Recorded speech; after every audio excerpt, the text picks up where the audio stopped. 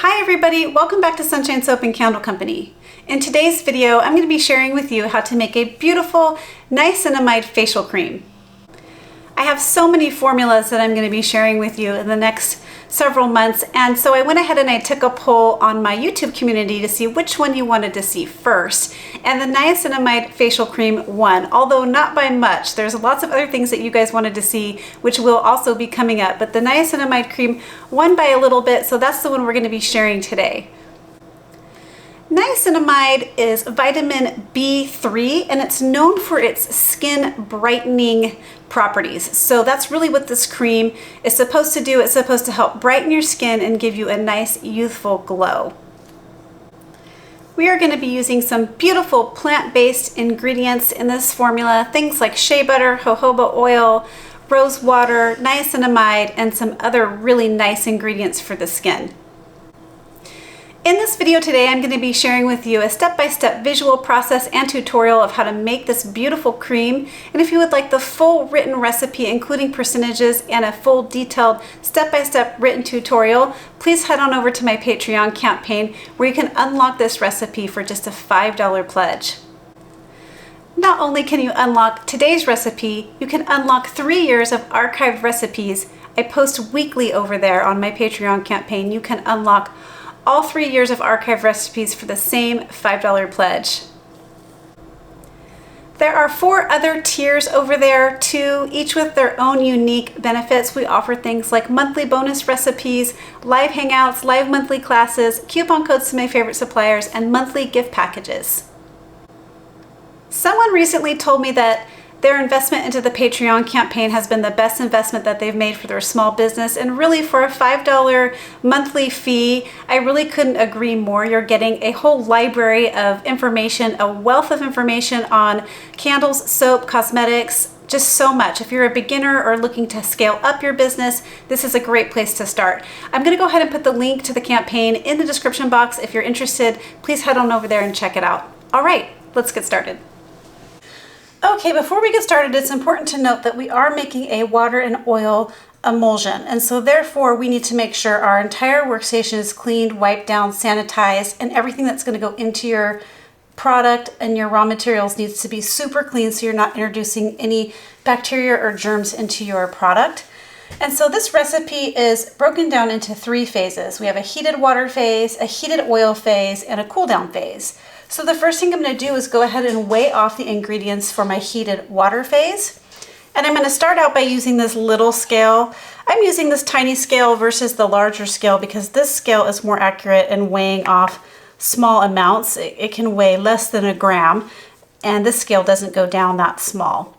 So we're going to go ahead and weigh off some of the powdered ingredients that we're using in this recipe that will be dissolved in the water. So this one is called Allantoin. Allantoin is a very popular ingredient to use in skincare products. It is known for its soothing and calming properties. You see it a lot in facial creams, toners, even antiseptics.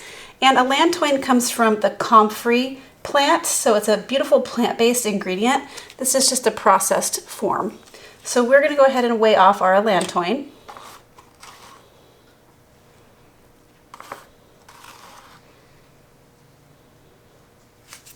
The next thing I'm going to be adding in is the vitamin B3 niacinamide powder.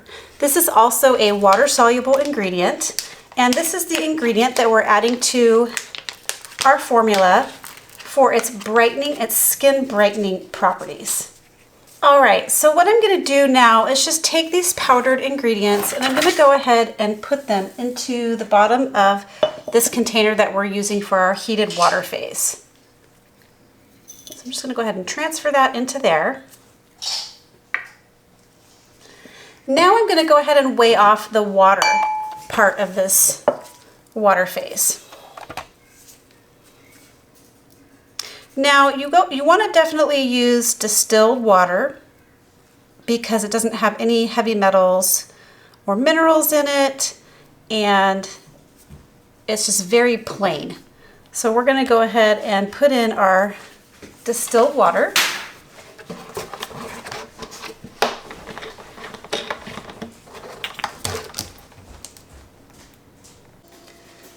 watery ingredient we're going to be adding to this beaker is some rose water.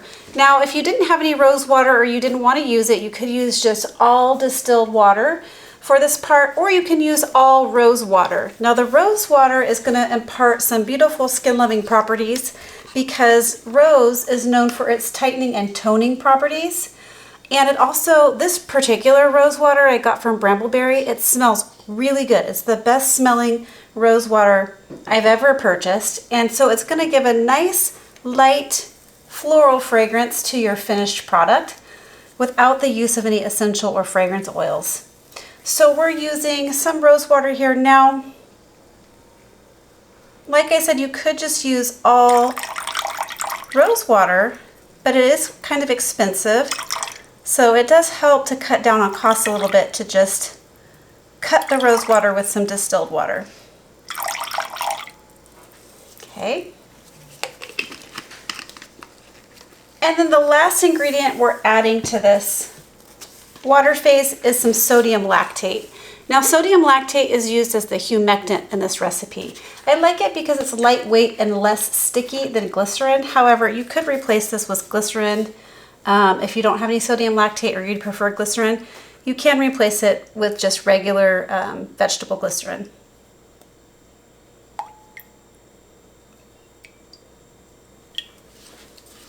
Okay, I'm going to go ahead and give this a stir, and then I'm going to set aside my water phase. Now you're going to notice that the formula at this point looks kind of cloudy, and that's just from the powdered ingredients dissolving. Once they're completely dissolved, this part of the formula will go back to completely clear. So I'm going to go ahead and set that aside, and then I'm going to grab my other beaker and we're going to weigh off the heated oil phase ingredients. So the first ingredient we're going to be weighing off is some beautiful jojoba oil. Now I'm using jojoba oil because it's really, really close to our own skin makeup. It's known for its balancing properties. So it's not too greasy, but it's also not too lightweight. It absorbs perfectly, kind of sits on the skin, and it's just a very nice, luxurious feeling oil. You could, however, replace this with any light carrier oil of your choice.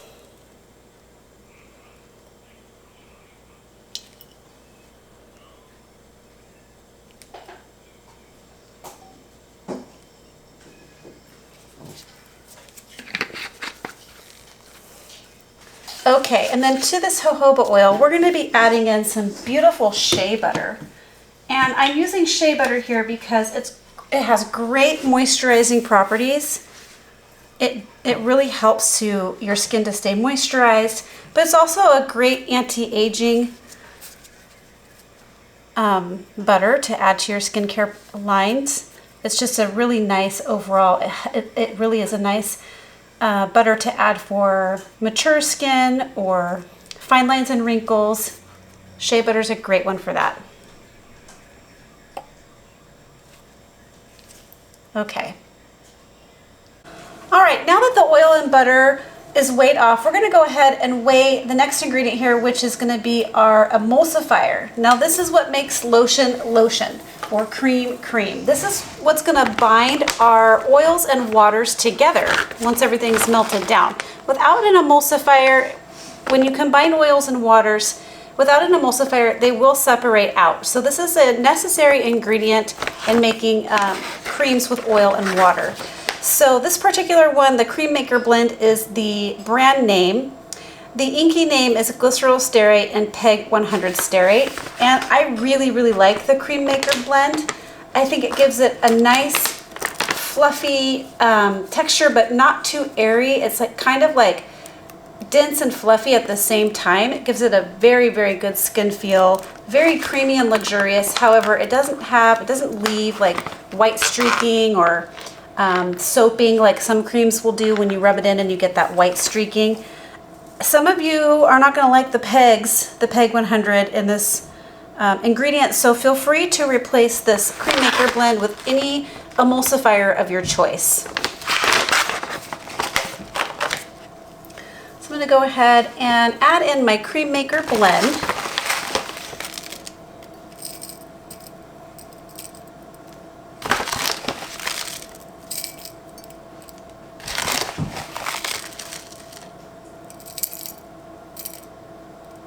And the Cream Maker blend also contributes to some thickening properties. So it does help to thicken up the cream just a little bit. And then the next thing we're going to be adding is some cetyl alcohol. Cetyl alcohol is actually a fatty alcohol that adds a lot of really silky, skin-loving, like, spreadability. It's very, very nice. It's silky. It doesn't leave any white streaking like stearic acid can. If you didn't have any cetyl alcohol, you could replace this with just regular stearic acid. However, your end result is going to be a little more conditioning feeling if you're using the stearic acid, and it's going to be going to take a little longer to rub it in. Now with the cetyl alcohol, and I'll demo how this cream works at the end of the video so you can see, the cetyl alcohol leaves your skin feeling very silky. It's super lightweight, but also there's no white streaking with this one.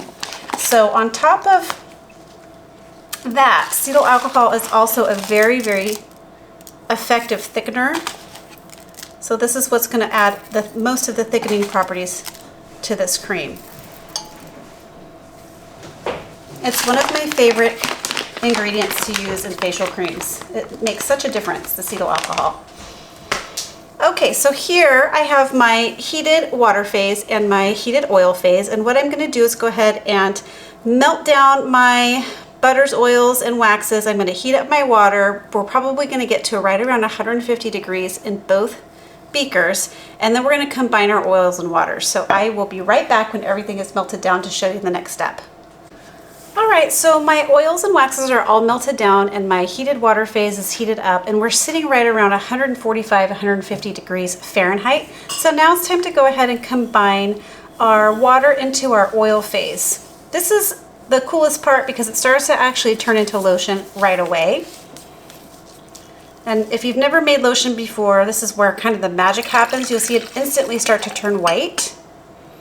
And that's the emulsifier working to combine the oil and water. So you just want to go ahead and make sure your stick blender is turned on low, and then come in here and we're going to go ahead and we're going to stick blend on low for about 2 minutes to make sure we have a complete emulsion. Okay, so I've been blending for about 2 minutes now, and as you can see, the formula is still quite watery because it's very warm still. So we're going to go ahead and set this off to the side and allow it to cool down. And while we're allowing this to cool down and thicken up, we're going to weigh off our cool down ingredients. Now I'm going to bring my small scale back because we're just using small amounts. This is just a 100-gram batch, so we're just using small amounts of the cool down ingredients. So for the cool down ingredients, the reason why they're called that is because you have to add them in at a lower temperature so you're not killing off the great, amazing properties that they bring to your cream. And one of those being a floral extract. So we're going to be using a Calendula extract, and Calendula comes from the marigold plant, and it is known for its soothing and anti-redness, anti-inflammation properties. It's a great thing to add to any type of facial care. This is a water-soluble Calendula extract that I did get from Brambleberry.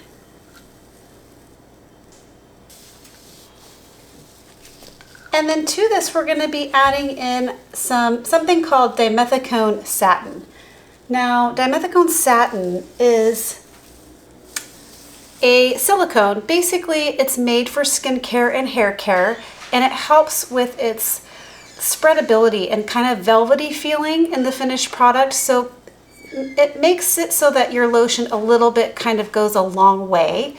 You put it into your lotion and you'll notice a difference. Your cream is going to feel very silky and satiny, and also it will spread over kind of a larger area of your skin.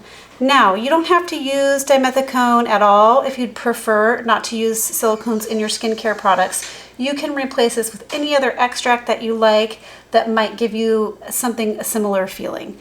We're going to go ahead and use Dimethicone Satin. I got this one, the Satin brand, from Making Cosmetics.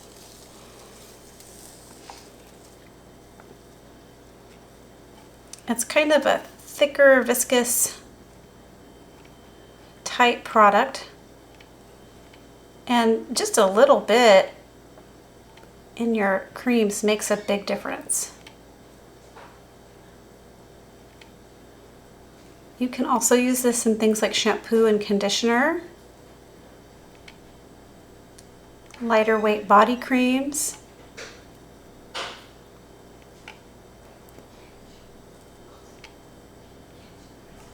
Okay. And then the last thing that we're going to be adding to this little container here is our preservative. So we're using Optiphen Preservative today, and this is great for creams and lotions. It's a broad spectrum preservative. I love it for oil-based products like creams, lotions, body butters. And this is the 176 degrees one, so you can actually add the preservative in at a little higher of a temperature with this particular brand.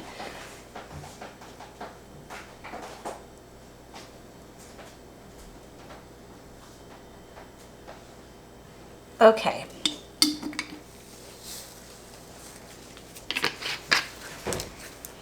So now all we have to do is add in the cool down ingredients to our formula, blend everything up to a nice emulsion, and then this cream will be done. I need to go ahead and check the temperature though. I believe we're probably still a little bit too hot to be adding in those delicate cool down ingredients.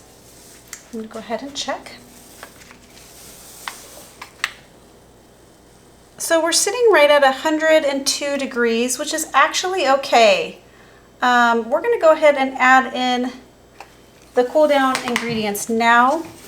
If it's right around 100 degrees, it's actually a good time to add in the cool down ingredients. It can be less than 100 degrees. There's nothing wrong with that, but I kind of like to add in the cool down ingredients around 100 degrees because it gives the preservative a chance to kind of bind with the oils and waters with the emulsion at that temperature. I just find it to be a good temperature to add in those ingredients.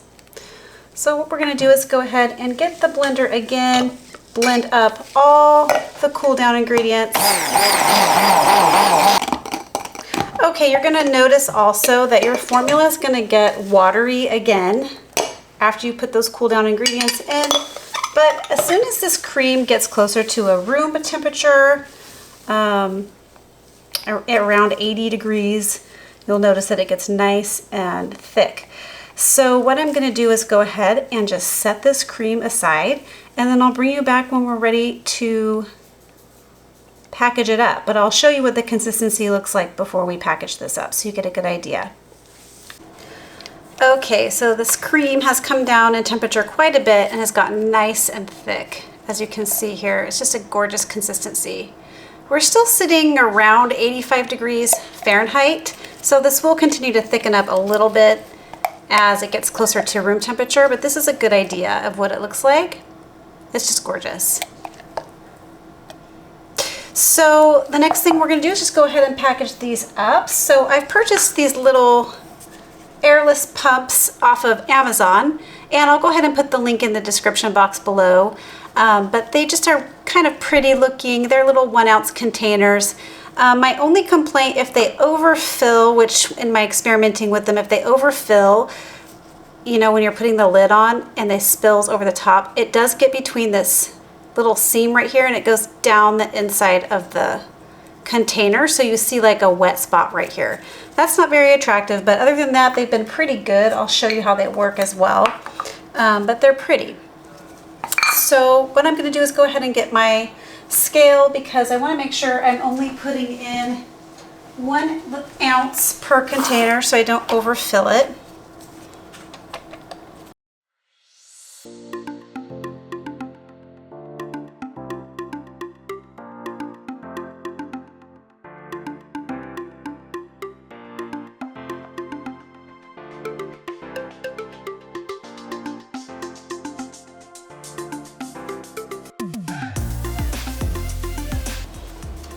And all you do is just take this lid. I will say they are pretty easy to use because the opening is wide enough you don't have to use a piping bag or anything like that, but you just want to go ahead and put it down over the top like that. So these have 1.3 ounces in them, and if you go over that 1.3 mark, it does overfill.